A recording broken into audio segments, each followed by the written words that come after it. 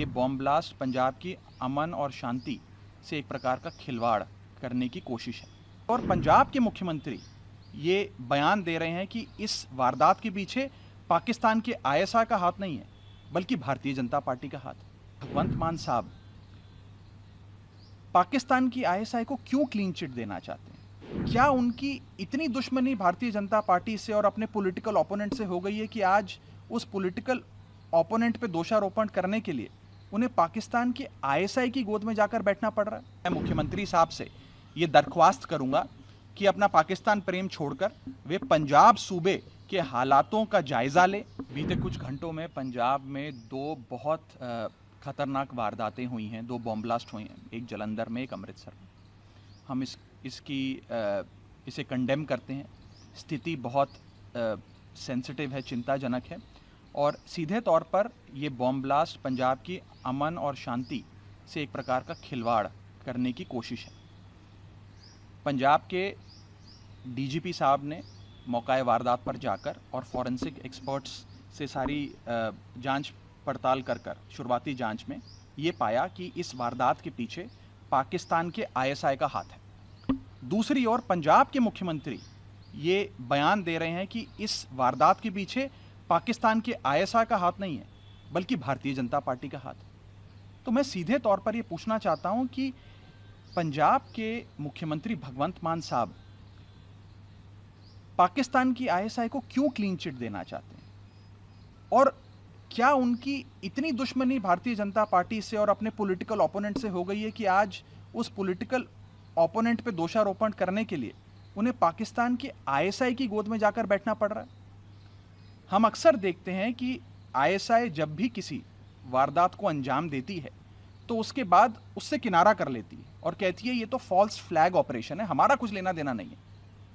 आज भगवंत मान साहब सीधे तौर पर आईएसआई का नैरेटिव को आगे बढ़ा रहे हैं। जो बात आईएसआई कहती है वही मान साहब कह रहे हैं। तो ये बहुत खतरनाक है। मैं समझने का प्रयास कर रहा हूं कि क्यों भगवंत मान साहब, ऐसी कौन सी वो कंपल्शंस हैं जिसके चलते उन्हें इन आतंकवादियों को और इस आईएसआई को क्लीन चिट देने की इतनी जल्दी पड़ी है और सीधे तौर पर वे अपने पॉलिटिकल ओपोनेंट को इसके लिए ब्लेम कर रहे हैं। ये बहुत चिंताजनक बयान है, इसे गंभीरता से लेना चाहिए और समझना चाहिए कि उनकी ऐसी क्या मजबूरियां हैं जिसके चलते वो इस प्रकार के बयान देने के लिए मजबूर हैं। दूसरा विषय यह है कि पंजाब एक बहुत सेंसिटिव बॉर्डर स्टेट है। लगभग 550 किलोमीटर का इंटरनेशनल बॉर्डर पाकिस्तान के साथ पंजाब सूबे का लगता है और इस वारदात को आप इसलिए भी गंभीरता से लीजिए क्योंकि पंजाब में ऐसा ब्लास्ट जो पिछले कुछ घंटों पहले देखा गया हुआ है कि 3, 4, 5 किलोमीटर दूर तक उस ब्लास्ट की आहट लोगों ने महसूस करी।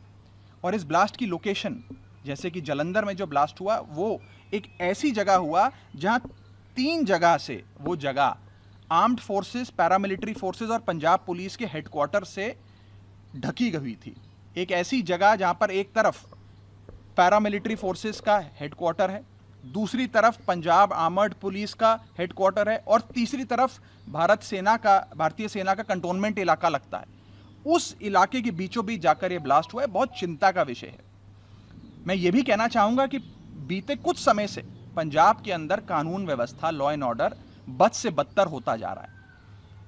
लोगों को थ्रेट कॉल, एक्सटॉर्शन कॉल, जान से मारने की धमकियां, चोरी, डकैती, छोटे ब्लास्ट, सिलेंडर ब्लास्ट से लेकर तमाम तरीके के एंटी सोशल एलिमेंट्स द्वारा अंजाम दी जा रही वारदातें, तमाम चीज़ें बढ़ती जा रही हैं और पंजाब का लॉ एंड ऑर्डर खराब होता जा रहा है। मैं मुख्यमंत्री साहब से ये दरख्वास्त करूंगा कि अपना पाकिस्तान प्रेम छोड़कर वे पंजाब सूबे के हालातों का जायजा लें और कैसे पंजाब में लॉ एंड ऑर्डर फिर से कायम किया जाए उस पर काम करें।